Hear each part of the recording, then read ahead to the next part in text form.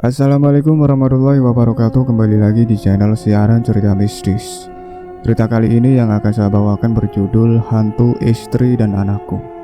Bagi teman-teman yang ingin membaca langsung ceritanya, nanti silakan saja kunjungi linknya yang akan saya sertakan di kolom deskripsi.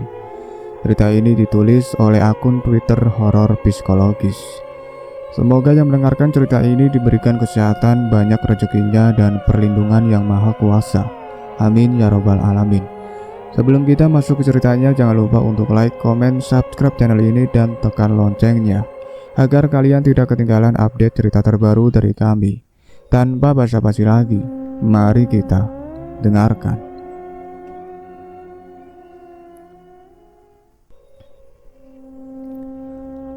Matahari terbit dengan rona jingga yang memancar di ufuk timur desa.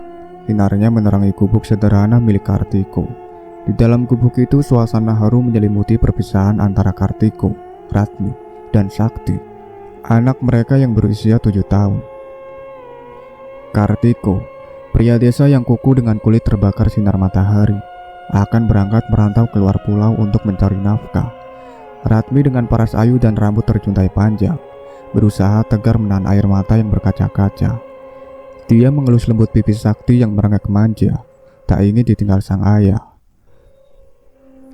Papa pergi kerja cari uang ya nak, biar nanti Sakti bisa sekolah tinggi, bisik Ratmi lirih sambil memeluk Sakti erat.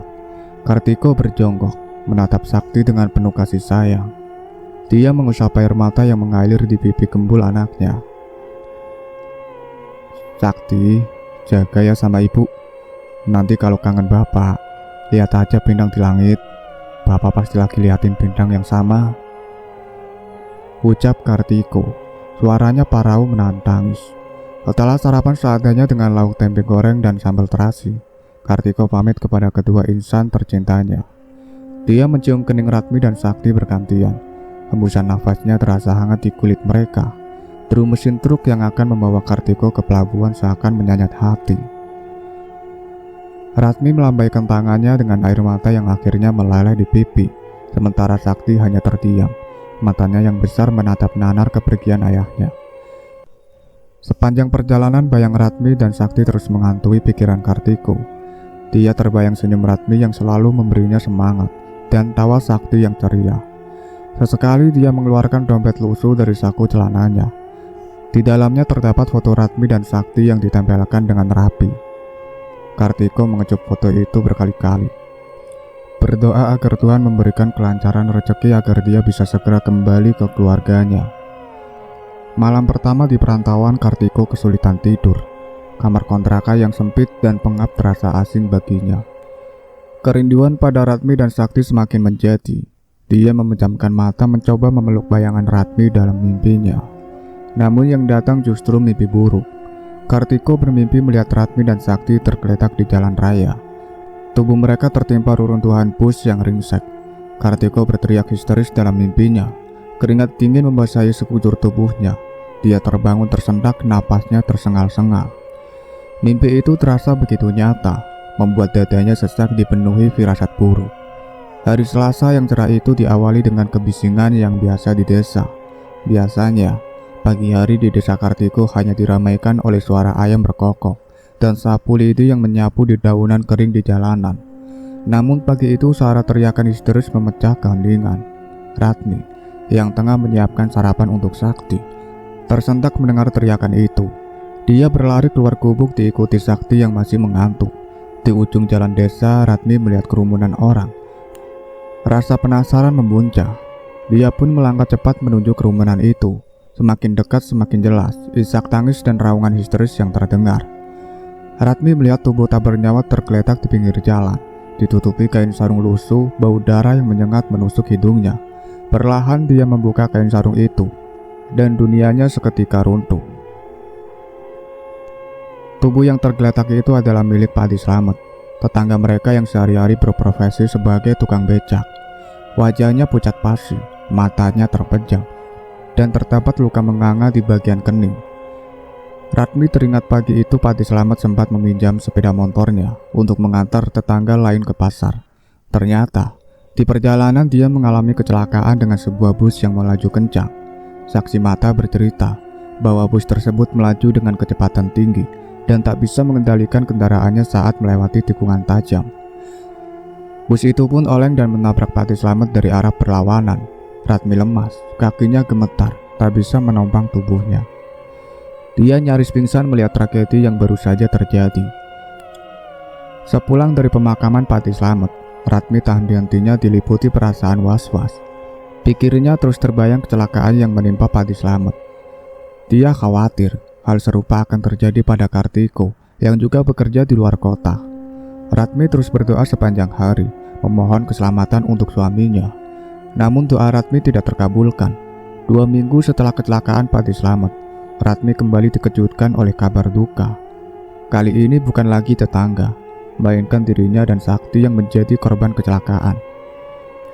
Hari itu mereka berniat pergi ke kota untuk berbelanja keperluan sekolah Sakti. Namun nahas, di perjalanan pulang sepeda motor yang mereka kendarai ditabrak oleh bus yang sama, persis dengan yang menabrak Patih Slamet. Kecelakaan itu begitu tragis. Tubuh Ratmi dan Sakti terpelenting beberapa meter dari sepeda motor. Warga yang melintas langsung membawa mereka ke rumah sakit terdekat. Namun sayang, nyawa mereka berdua tak tertolongkan. Kepergian Ratmi dan Sakti begitu mendadak dan menyisakan duka yang mendalam bagi para tetangga. Berita duka tersebut seharusnya segera disampaikan kepada Kartiko. Namun sayangnya para tetangga tak mengetahui nomor telepon atau alamat lengkap tempat Kartiko bekerja. Mereka hanya tahu Kartiko pergi merantau ke sebuah pabrik di luar pulau. Upaya pencarian nomor telepon Kartiko pun sia-sia. Setelah 2 tahun merantau, rindu yang membuncah di hati Kartiko tak tertahankan lagi. Dia memutuskan untuk pulang kampung dan berjumpa dengan Ratmi serta Sakti. Bayangan senyum Ratmi dan tawa riang Sakti terus menari-nari di benaknya. Setelah menempuh perjalanan panjang yang melelahkan, akhirnya Kartiko sampai di desa kelahirannya. Rasa haru memuncak tatkala dia melihat gubuk sederhana miliknya yang masih berdiri tegak. Tanpa membuang waktu, dia bergegas menuju rumahnya. Setibanya di depan pintu, dia menarik napas dalam dan mengetuk pintu dengan penuh semangat. Ceklek, pintu terbuka. Di ambang pintu berdiri Ratmi, paras ayunya terlihat berseri-seri.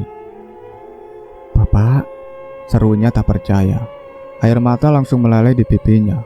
Ratmi berlari memeluk Kartiko erat.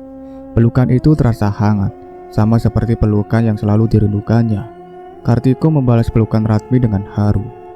Matanya yang berkaca-kaca menatap wajah Ratmi yang terlihat sedikit lebih kurus, namun tak mengurangi kecantikannya. "Ratmi, Sakti mana?" tanya lirih. Seakan mengerti, Ratmi melepaskan pelukannya yang memanggil Sakti yang tengah bermain di ruang tengah. "Sakti, sini." Tak lama kemudian, muncul seorang anak laki-laki berusia 9 tahun berlari menghampiri mereka. "Bapak?" tanya anak itu ragu-ragu. Matanya yang bulat dan besar menatap Kartiko dengan penuh rasa penasaran. "Iya nak, ini bapak," jawab Kartiko sambil mengelurkan tangannya. Anak laki-laki itu yang tak lain adalah Sakti, ragu-ragu untuk menyambut uluran tangan Kartiko. Namun setelah melihat senyum Kartiko yang tulus, dia pun menggampai tangan ayahnya. Pelukan hangat pun terjadi antara ayah dan anak itu. Suasana haru mewarnai pertemuan tersebut. Ratmi menceritakan kehidupannya selama ini bersama Sakti. Dia juga bercerita tentang tetangga yang baik hati yang kerap membantu mereka. Kartiko mendengarkan cerita istrinya dengan penuh perhatian.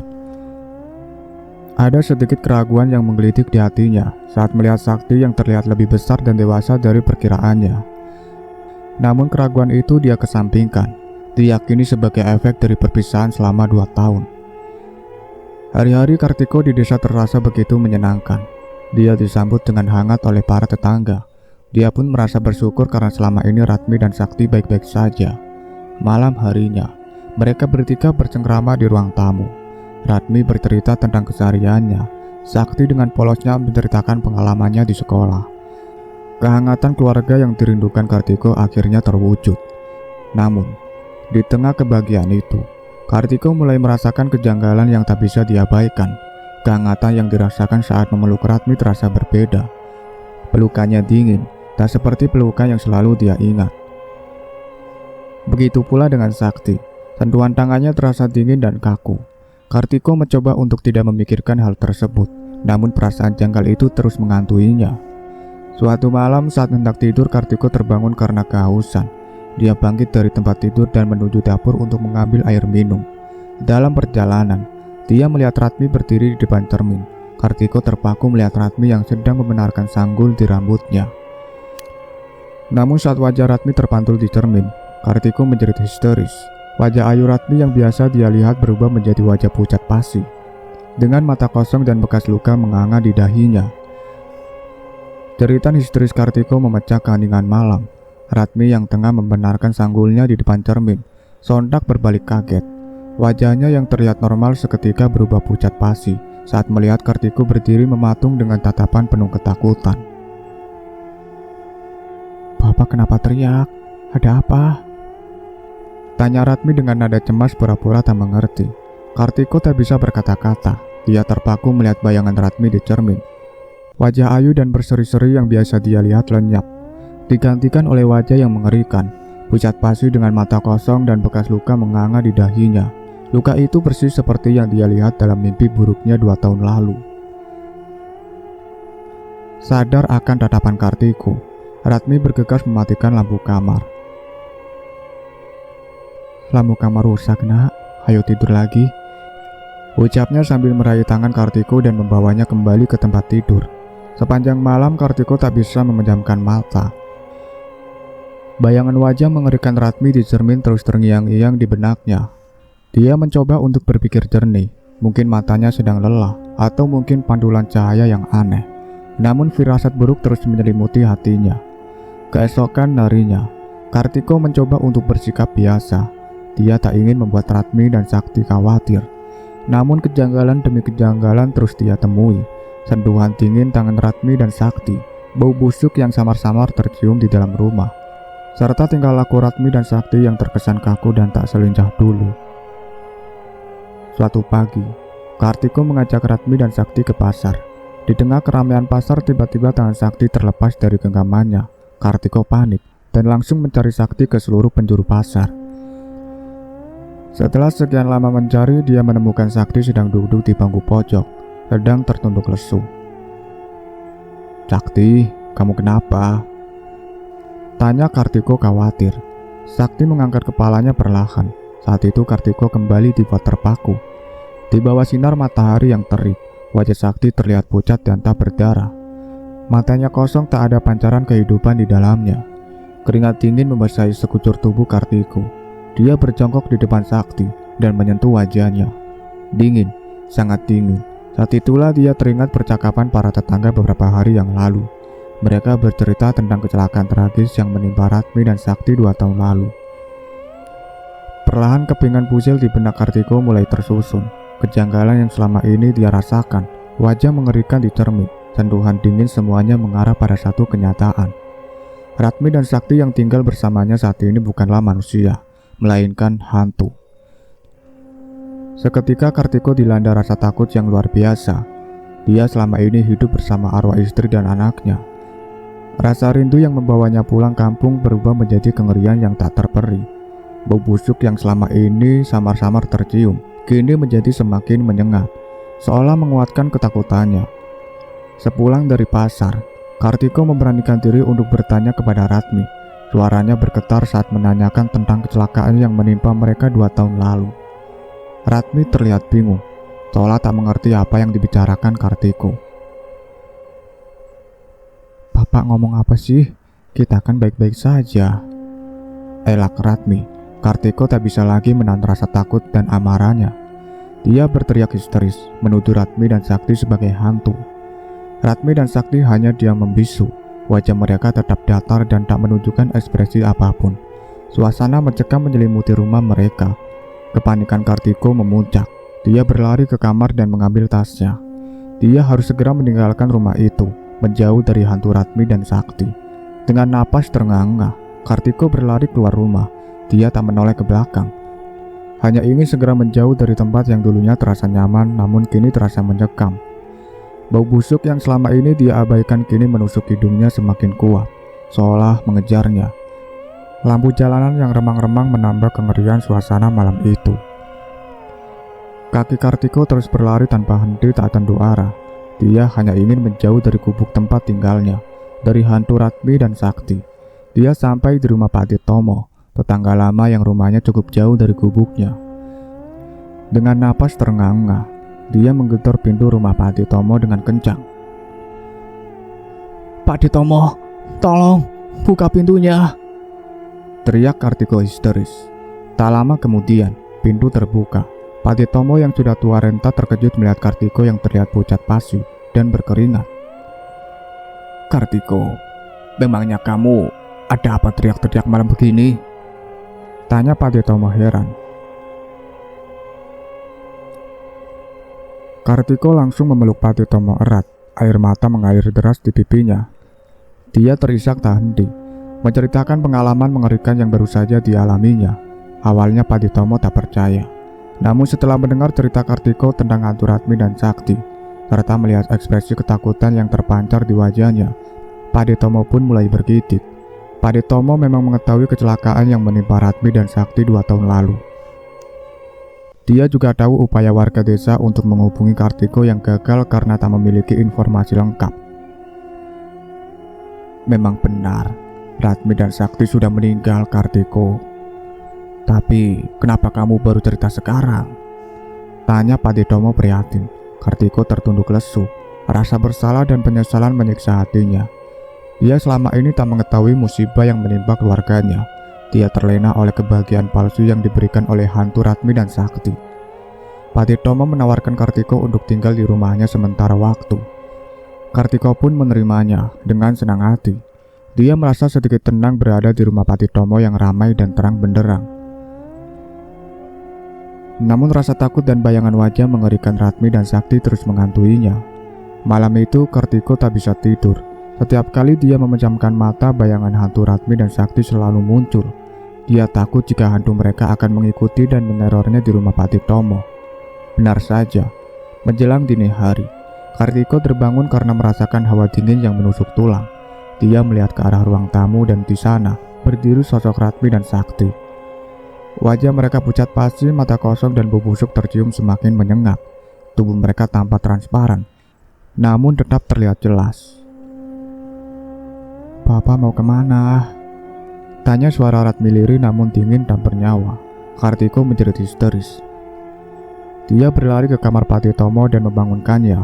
Dia menceritakan bahwa hantu Ratmi dan Sakti telah muncul di rumahnya. Pak Tomo bergegas menuju ruang tamu, namun tak melihat apapun. "Kartiko, tidak ada siapa-siapa di sini," ujar Pak Tomo sambil menyalakan lampu ruang tamu. Kartiko terisak pelan. Dia bingung apakah hantu Ratmi dan Sakti hanya ingin menemuinya atau berniat untuk mencelakainya. Pak Tomo berusaha menenangkan Kartiko dan mengantarkan bahwa dia akan mencari bantuan ke dukun desa. Keesokan harinya, Pak Tomo menemui dukun desa dan menceritakan apa yang dialami Kartiko.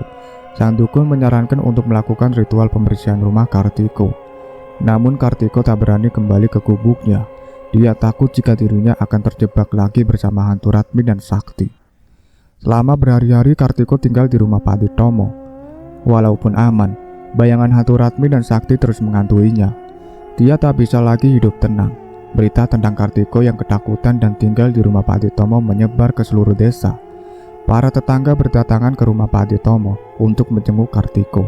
Mereka prihatin melihat kondisi mental Kartiko yang terguncang.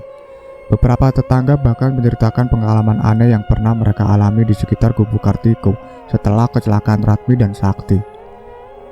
Salah satu tetangga bercerita pernah mencium bau busuk yang menyengat di sekitar gubuk. Tetangga lain pernah melihat cahaya aneh yang berkedip-kedip di malam hari. Kisah-kisah tersebut semakin memperkuat keyakinan Kartiko bahwa yang tinggal bersamanya selama ini bukanlah Ratmi dan Sakti yang sebenarnya, melainkan arwah mereka yang kentayangan. Dukun desa pun akhirnya datang ke rumah Pak Tomo untuk menemui Kartiko. Sang dukun seorang pria tua dengan jubah putih dan ikat kepala berwarna merah menatap Kartiko dengan tatapan tajam. "Kau telah lalai, Kartiko," ucapnya dengan suara parau. "Arwah istri dan anakmu terikat dengan dunia ini karena memiliki urusan yang belum selesai. Kartiko tertunduk lesu. Dia tak mengetahui urusan apa yang belum diselesaikan oleh Ratmi dan Sakti. Dukun desa menjelaskan bahwa terkadang arwah yang gentayangan memiliki penyesalan atau dendam yang belum terselesaikan sehingga mereka tak bisa tenang di alam sana. Sang dukun menyarankan Kartiko untuk melakukan ritual pengusiran arwah Ratmi dan Sakti. Ritual tersebut melibatkan doa-doa khusus, pembakaran dupa, dan pemberian sesaji. Kartiko meskipun takut terasa tak punya pilihan lain. Dia ingin Ratmi dan Sakti tenang di alam sana, dan dia sendiri ingin hidup damai kembali. Namun sebelum ritual tersebut bisa dilakukan, keganjilan lain terjadi. Suatu malam saat Kartiko sedang tertidur di rumah Paditomo, dia terbangun karena merasakan hawa dingin yang menusuk tulang. Dia membuka matanya perlahan dan melihat sosok Ratmi dan Sakti berdiri di samping tempat tidurnya. Wajah mereka masih sama pucat pasi dan dingin, namun kali ini ada air mata yang mengalir di pipi mereka. "Bapak," bisik Ratmi dengan suara lirih. "Kami tidak ingin menyakiti Bapak. Kami hanya ingin bersama Bapak lagi." Kartiko terpaku. Dia bingung dengan apa yang harus dia lakukan. Dia takut, namun melihat kesedihan di wajah Ratmi dan Sakti, hatinya pun tersentuh. Dia rindu akan sosok istri dan anaknya yang dicintai, meskipun merasa kini dalam wujud arwah. Babak baru pun dimulai. Kartiko dihadapkan pada dilema. Haruskah dia mengusir arwah Ratmi dan Sakti dengan risiko hidup sendiri, atau menerima kehadiran mereka meskipun itu berarti hidup dalam bayang-bayang ketakutan?